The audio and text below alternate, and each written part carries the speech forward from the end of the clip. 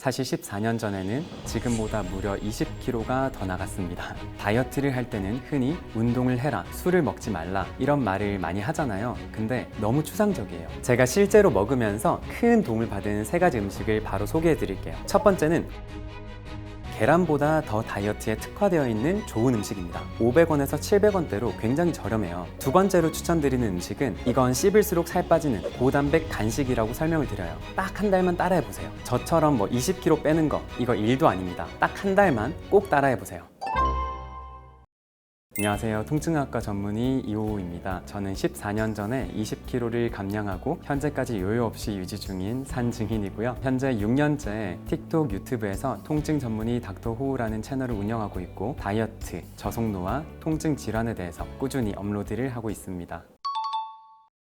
제가 14년째 유지했다고 말씀을 드리면 다들 깜짝 놀라는데요. 지금 이렇게 그냥 앉아있으면 원래부터 적정 체중을 유지한 것처럼 보이지만 사실 14년 전에는 지금보다 무려 20kg가 더 나갔습니다. 다이어트 핵심을 하나만 꼽자면 먹는 습관을 내 몸에 맞게 설계하는 능력이라고 말씀드리고 싶어요. 다이어트를 할 때는 흔히 운동을 해라, 술을 먹지 말라 이런 말을 많이 하잖아요. 근데 너무 추상적이에요. 딱 3가지 실천 팁만 기억해 주시면 좋겠습니다. 우선 첫 번째, 빵, 떡, 면, 과자 금지, 밥은 절반만. 이건 제가 진료실에서도 늘 말씀드리는 어떤 주문 같은 건데요. 빵, 떡, 면, 과자 이 4가지는 다이어트 중에 무조건 금지입니다. 그리고 밥은 매끼 절반만 드시는 걸 원칙으로 하시라는 이야기입니다. 예를 들어서 피자는 뭐죠? 빵이죠. 그러면 다이어트 중에 금지. 치킨은 빵이 아니죠. 치킨이 최고의 다이어트 음식은 아니지만 다이어트 중에 먹어도 됩니다. 비빔밥을 드실 땐 어떻게 해야 될까요? 비비기 전에 밥 절반은 덜어내놓고 그 다음 비벼서 드시면 됩니다. 두 번째 원칙은 운동은 30분 걷기부터 시작해서 하체 위주의 기구 운동으로 넘어간다. 다이어트를 한다고 무리하게 러닝머신을 처음부터 1시간씩 뛰는 경우가 많아요. 이렇게 무리한 운동을 처음부터 하시면 무릎에 부담이 가고 허리에도 부담이 갈 수 있습니다. 그래서 초반에는 30분 걷기부터 가볍게 시작하시고 어느 정도 운동 루틴에 적응이 되시면 하체 위주의 기구 운동, 레그 프레스, 레그 컬, 머신 스쿼트 등을 추천드립니다. 하체 근육은 우리 몸에서 가장 크고 대사의 중심이 되기 때문에 이걸 키우면 기초 대사량이 올라가고 요요가 방지됩니다. 마지막 3번째는 헬스장 기구 사용이 너무 어렵다 이런 분들은 집에서 간단하게 스쿼트 동작 정도 해주시는 것도 운동 습관을 잡는 데 도움이 될 수 있어요.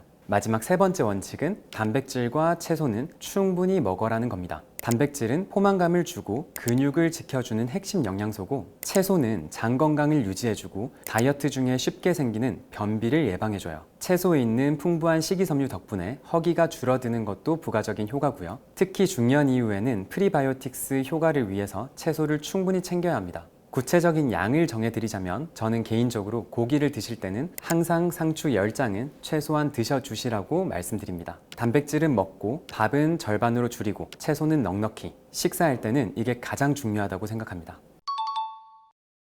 제가 실제로 먹으면서 20kg를 빼는데 큰 도움을 받은 3가지 음식을 바로 소개해 드릴게요. 첫 번째는 고단백 두유인데요. 다이어트 중에 먹을 수 있는 최고의 간식이고 포만감 조절 도구입니다. 제가 실제로 몇 년째 꾸준히 먹고 있는 식품이에요. 추천드리는 고단백 두유의 기준은 단백질은 12g 이상, 당류는 2g 이하, 칼로리는 100kcal 정도가 딱 적당합니다. 가장 추천드리는 섭취 방법은요, 저녁 식사 20분에서 30분 전에 이 고단백 두유 한 팩을 먼저 마셔주는 거예요. 이렇게만 해도 식욕이 조절되고 저녁 과식을 확 줄일 수 있습니다. 추가적인 건강 효과도 있어요. 식물성 단백질이 풍부해서 콜레스테롤 수치 개선에 도움을 주고요, 혈당 스파이크 억제, 그리고 폐경기 여성분들의 식욕 조절, 근육 유지에도 도움이 됩니다. 간혹 진료실에서 이런 고단백 두유를 추천드리면 직접 집에서 만들어 먹는 두유는 어떻냐, 또는 일반 시중에 파는 당이 풍부한 제품은 어떻냐고 물어보시는 분들이 많으세요. 직접 만들어 드시는 경우에는 아쉽게도 이 100ml에 단백질 12g만큼 고단백으로 만들 수 없습니다. 그리고 만드는 과정에서 액상과당이나 설탕을 첨가하시는 경우가 많고요. 그리고 일반 두유는 당류가 너무 높아서 말 그대로 설탕 덩어리인 경우가 많아요. 그래서 꼭 고단백 두유로 드시는 걸 추천드려요. 고단백 두유에 들어가는 콩이 GMO인데 괜찮냐고 물어보시는 분들도 있는데요. 현재까지 WHO, 미국 FDA를 포함한 각종 정부기관에서 독립적으로 시행한 연구 결과에 따르면 GMO 식품이 비GMO 식품에 비해서 건강에 미치는 악영향은 없다는 게 정설입니다. GMO 콩과 비GMO 콩이 건강에 미치는 영향은 동일하다는 거죠. 실제 국내 콩 자급률은 20% 이하고요. 대부분의 콩은 미국과 브라질산을 수입하는데요. 수입 콩의 90% 이상이 GMO입니다. 가공식품에는 대부분이 GMO 콩이라는 거죠.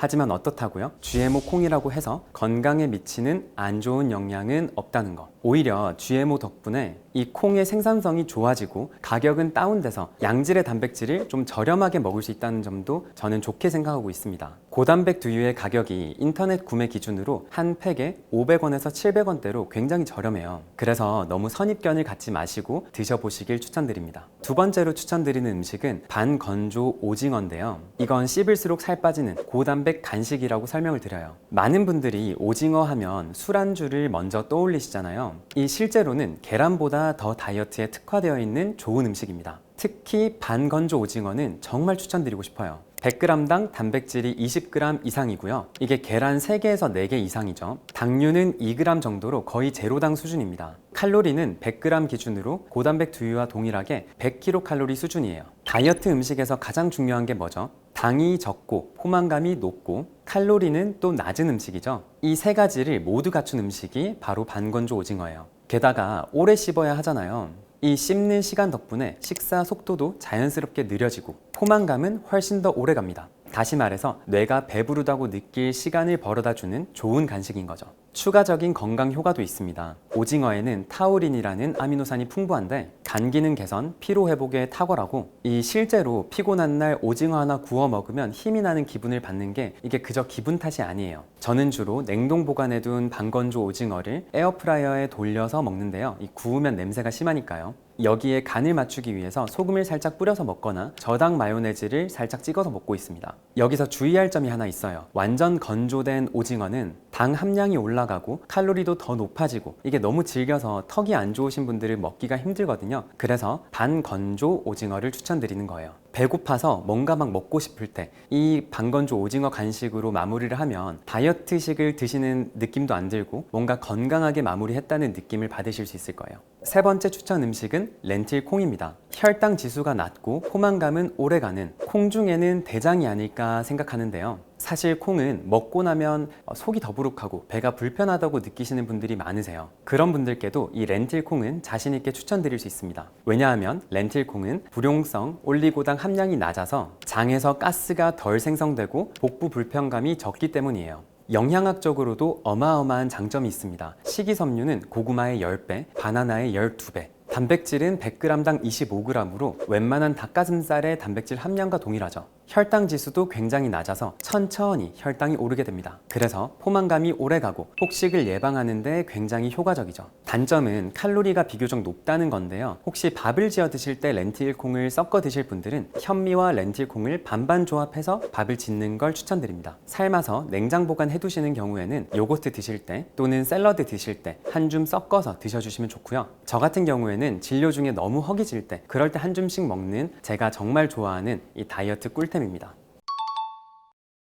네, 다이어트에 가장 도움이 되는 식단을 구성할 때 앞서 말씀드렸던 세 가지 음식은 간식이지 완전히 식단이 될 수는 없잖아요. 결국 다이어트를 성공적으로 이어나가려면 하루 식사의 틀 자체가 단백질과 채소가 균형 있게 포함된 구조로 바뀌어야 합니다. 현실적으로 매 끼니를 이렇게 챙겨주면 제일 좋겠지만 그게 쉽지 않잖아요. 그래서 저는 환자분들께 이렇게 말씀을 드려요. 다이어트 중이라면 적어도 하루 한 끼, 가능하다면 2끼 정도는 단백질과 채소를 제대로 포함한 식사를 해야 합니다. 자, 여기서 단백질은 무조건 다양해야 합니다. 특히 요즘 많은 분들이 다이어트를 할 때 두부나 콩 같은 식물성 단백질만 먹어도 충분하다고 오해하시는 경우가 많아요. 근데 이건 분명한 한계가 있습니다. 식물성 단백질은 필수 아미노산 구성이 제한적입니다. 뿐만 아니라 소화 흡수율이 낮고 생체 이용률도 현저히 떨어져요. 비타민 B군, 철분, 오메가3, 아연 같은 아주 중요한 영양 성분들이 많이 빠져 있거든요. 그러면 이런 부족함을 없애는 방법이 뭐죠?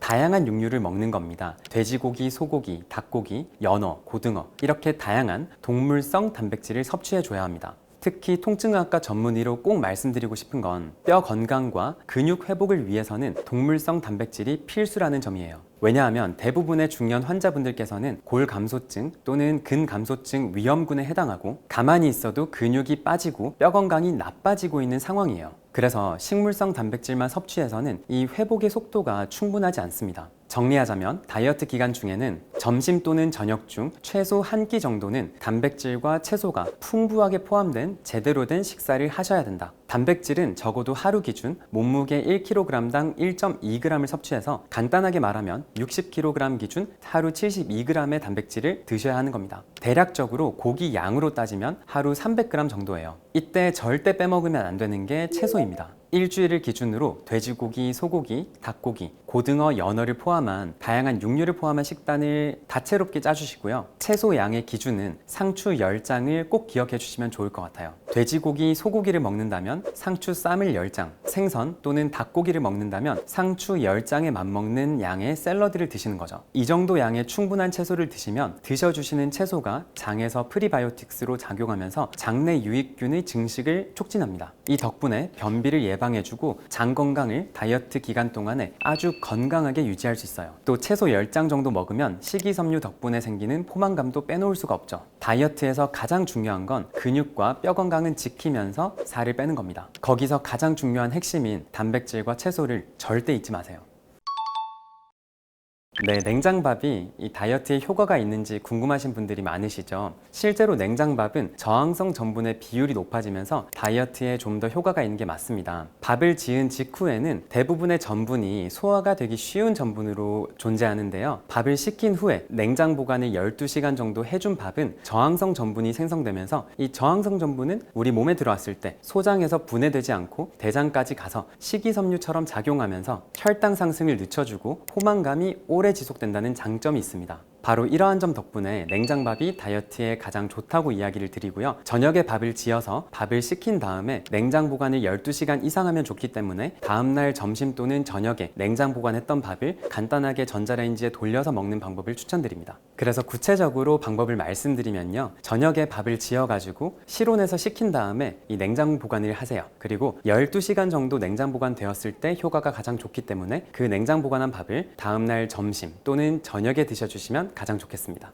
냉장밥과 냉동밥, 갓 지은 밥의 건강 순위를 말씀드리면 냉장밥이 일단 단연코 1등이고요. 냉동밥은 논란이 많지만 저는 이도 저도 아닌 밥이라고 생각을 해요. 이게 냉동밥도 식어가는 과정에서 저항성 전분이 생성되는 건 맞아요. 하지만 다시 데울 때 냉장밥보다 훨씬 더 강하게 전자레인지에 데워야 하거든요. 근데 그 과정에서 이게 저항성 전분이 다시 소화가 잘 되는 전분으로 변하는 경우가 많아서 저는 개인적으로 냉동밥은 추천드리지 않습니다. 마지막으로 갓 지은 밥의 경우에는 혈당 급상승 의 가장 주범이 된다고 말씀을 드리는데요. 밥을 지은 직후에는 이 전분들이 대부분 흡수가 굉장히 잘 되고 소화가 잘 돼요. 갓 지은 밥을 먹어야지 내가 속이 편하다, 소화가 잘 된다 하시는 분들 있죠. 그게 바로 문제라는 겁니다. 갓 지은 밥을 먹고 나면 혈당이 급격하게 오르고 급격히 오른 혈당을 낮추기 위해서 인슐린도 급격히 오르고 혈당이 다시 또 떨어지면서 혈당 롤러코스터를 타게 되는 거거든요. 결과적으로 갓 지은 밥은 포만감 지속 시간도 짧고 인슐린 저항성은 올라가고 뱃살이 찌게 되는 주범입니다.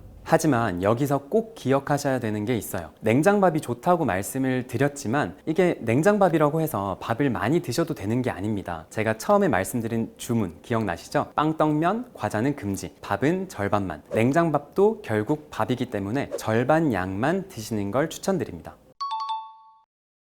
제가 통증학과 전문인데 이 다이어트를 정말 중요하게 생각하는 이유는요. 진료실에서 이런 경우를 너무 많이 보기 때문이에요. 허리가 아파서 오거나 다리가 저려서 또는 무릎이 아파서 오셨는데 신경치료, 관절치료를 적절히 하고 나서 통증 조절이 잘 됐어요. 근데 몇 개월 뒤에 다시 또 증상이 재발해서 병원에 오는 경우예요. 이런 경우 대부분이 과체중 또는 비만인 경우가 많은데요. 앞서 말씀드렸듯 체중이 찔수록 허리 디스크가 받는 부담도 늘어나고 고관절 부담도 늘어나고 족저근막염이 있으신 분들은 발바닥에 생기는 부담도 늘어납니다. 무릎 통증도 심해지는 건 당연하죠. 그래서 중년 이후에서는 살을 빼는 게 어떤 미용적인 목적이 아니라 증상의 재발을 줄이고 건강 수명을 연장하는 데서는 필수라는 겁니다. 간혹 나는 나이가 들어서 다이어트 못하겠어요. 그냥 아플 때마다 주사 맞으면 되잖아요. 이렇게 말씀하시는 경우가 있어요. 하지만 이거 정말 위험한 발상이에요. 관절의 염증 또는 신경의 염증을 줄이기 위해서는 극소량의 스테로이드를 포함한 주사약을 써야 되는 경우가 많아요. 이런 코르티코스테로이드가 포함된 약제는 적절한 횟수만큼 맞는 건 도움이 되지만 몸에 부작용이 크게 없습니다. 하지만 이렇게 아플 때마다 지속적으로 주사를 맞아 간다면 몇 년 내에 골다공증, 고혈압, 당뇨, 각종 질환들을 얻게 될 수 있어요. 그러니까 작은 불 끓여다가 큰 병들을 얻게 되는 거죠. 그래서 중년 이후에서는